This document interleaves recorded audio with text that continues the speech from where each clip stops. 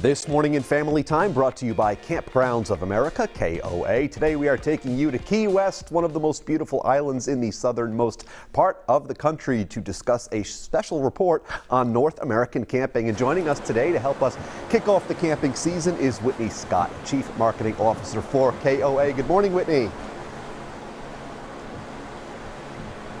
Good morning, Brendan. Thanks for having me. I wish I was seated in that Adirondack chair right behind you because it looks so wonderful, but there's so much to talk about, so let's get to the topics at hand. First of all, let's talk about some of the highlights here for folks watching from this year's camping report and really what they need to know.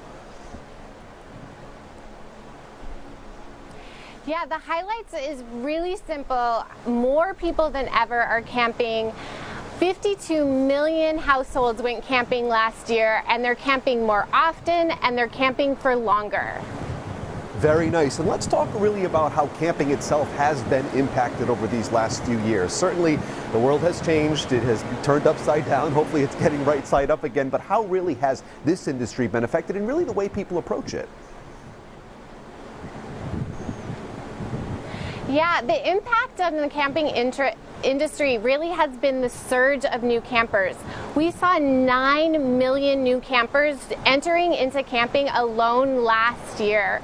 I was talking to someone recently and they said, if you didn't have a baby, buy an air fryer or go camping, did you really experience the last 2 years? And I really think that talks to the trend of camping in the greater culture of America. That's so true, and the industry really has shifted. There are so many different ways people can go camping, things they can experience. So I would presume that the typical camper these days really doesn't fit into any kind of a box. It could be anybody.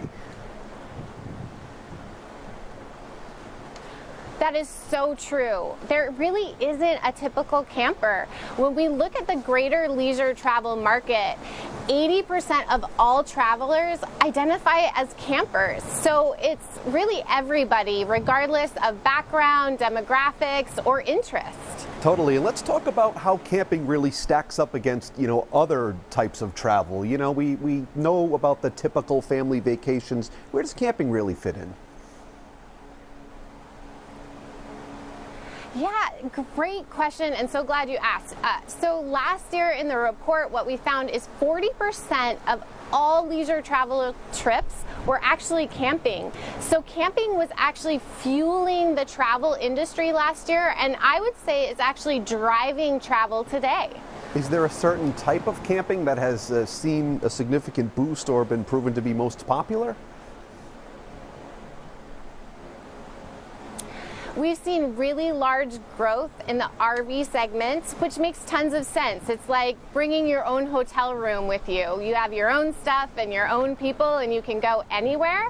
We also saw large growth in the glamping segment. Half of new campers actually went glamping last year, and it makes sense. You've got yurts, you've got tree houses, and it's easy to do and Instagrammable. I love it. Glamping is my middle name. Thanks, Whitney. Great chatting with you. Have fun down there. This segment was brought to you by Kampgrounds of America. Just head to roadshow.com for more information and a link to their site.